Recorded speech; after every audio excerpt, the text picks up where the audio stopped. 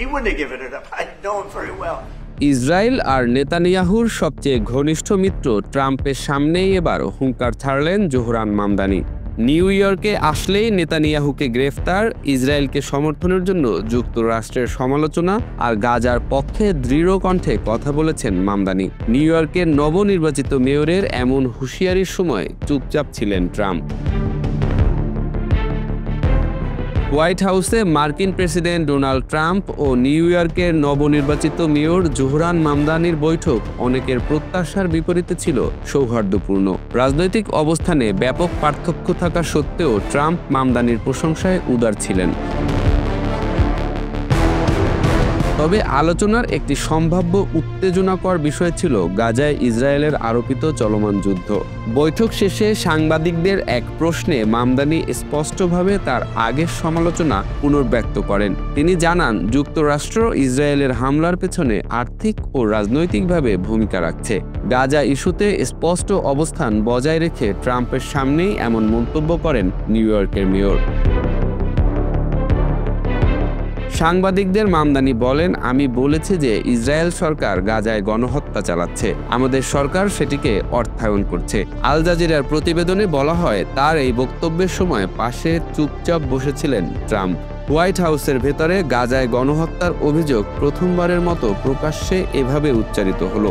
যদিও তা বর্তমান প্রশাসনের প্রতিপক্ষের মুখ থেকে এসেছে, তবু তা বিশেষ তাৎপর্য বহন করে। এরপর মামদানি ফিরে যান নিউ ইয়র্কের জীবনযাত্রার ব্যয় সংকটের প্রসঙ্গে। তিনি বলেন, আমি প্রেসিডেন্টকে জানিয়েছি নিউ ইয়র্কের মানুষ চান তাদের করের টাকা তাদেরই কল্যাণে ব্যয় হোক, যাতে তারা ন্যূনতম মর্যাদা সম্পন্ন জীবন যাপন করতে পারে।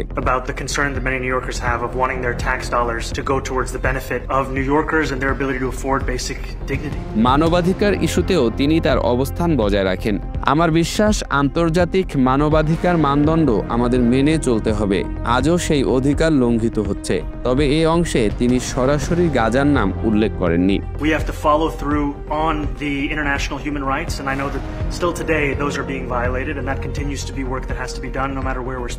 এদিকে ইসরায়েলের প্রধানমন্ত্রী বেনিয়ামিন নেতানিয়াহুকে গ্রেপ্তারের হুঁশিয়ারি দিয়েছেন নিউ ইয়র্ক সিটির নবনির্বাচিত মেয়র জোহরান মামদানি।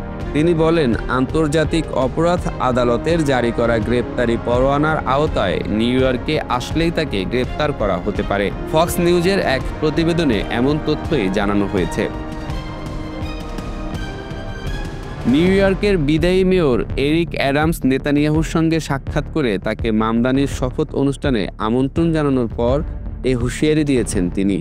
এবিসি 7-এ দেয়া এক সরাসরি সাক্ষাৎকারে মামদানি বলেন, আমি বারবার বলেছি নিউ ইয়র্ক একটি আন্তর্জাতিক আইনের শহর। এর অর্থ হলো আন্তর্জাতিক আইনের প্রতি শ্রদ্ধা দেখানো এবং সেই সঙ্গে আইসিসির গ্রেপ্তারি পরোয়ানাগুলো সম্মান করা, তা নেতানিয়াহুই হোক কিংবা ভ্লাদিমির পুতিন। নির্বাচনের আগেও তিনি ফক্স নিউজকে বলেছিলেন, আইনসম্মতভাবে সুযোগ থাকলে তিনি নেতানিয়াহুকে গ্রেপ্তার করবেন, কারণ শহরটি আন্তর্জাতিক মানবাধিকার নীতিকে রক্ষা করতে চায়।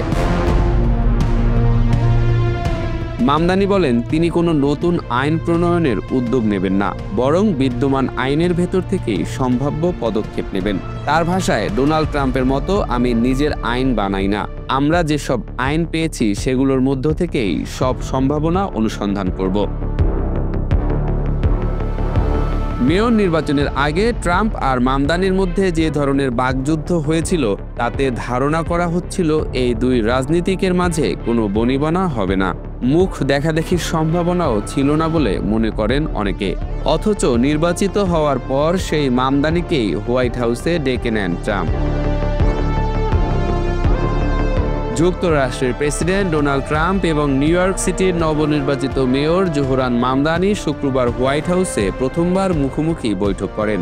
দীর্ঘ মাস ধরে চলা তীব্র রাজনৈতিক সমালোচনা ও বিরোধিতার পর দুই নেতাই এই বৈঠকে একসঙ্গে কাজ করার ইচ্ছা প্রকাশ করেছেন। ওভাল অফিসে বৈঠক শেষে ট্রাম্প সাংবাদিকদের বলেন, মামদানি যত ভালো করবেন আমি তত খুশি হব। আমরা তাকে ভালো কাজ করতে সাহায্য করব। ট্রাম্প আরও বলেন, তার অনেক ধারণা আমার ধারণার সঙ্গে মিলে যায়। আমরা অনেক বিষয়ে একমত যা আগে ভাবিনি। Some of my views have changed, and we had discussions on some things. I'm not going to discuss what they were, but that I feel very confident that he can do a very good job. Mamdani আগামী 1 জানুয়ারি new York সিটির মেয়রের দায়িত্ব নিচ্ছেন। তিনি বলেন, new ইয়র্ককে আরও সাশ্রয়ী ও বাসযোগ্য করার বিষয়ে প্রেসিডেন্টের সঙ্গে কাজ করতে মুখিয়ে আছি। এর আগে ট্রাম্প নির্বাচনী প্রচারণায় মামদানিকে গ্রেপ্তার ও দেশ থেকে তাড়ানোর হুমকি পর্যন্ত দিয়েছিলেন। অন্যদিকে মামদানিও ট্রাম্পকে স্বৈরশাসকের মতো আচরণ করার অভিযোগে অভিযুক্ত করেছিলেন। বারবার তাকে কমিউনিস্ট বলেও আক্রমণ করেছিলেন। তবে হোয়াইট হাউসের বৈঠকে দুই নেতা অতীতের তিক্ততা সরিয়ে রেখে নিউ ইয়র্কের উন্নয়ন, জনসেবা এবং মানুষের জীবনমান নিয়ে কাজ করার প্রতিশ্রুতি দেন। I feel very confident that he can do a very good job. I think he is going to surprise some conservative people, actually.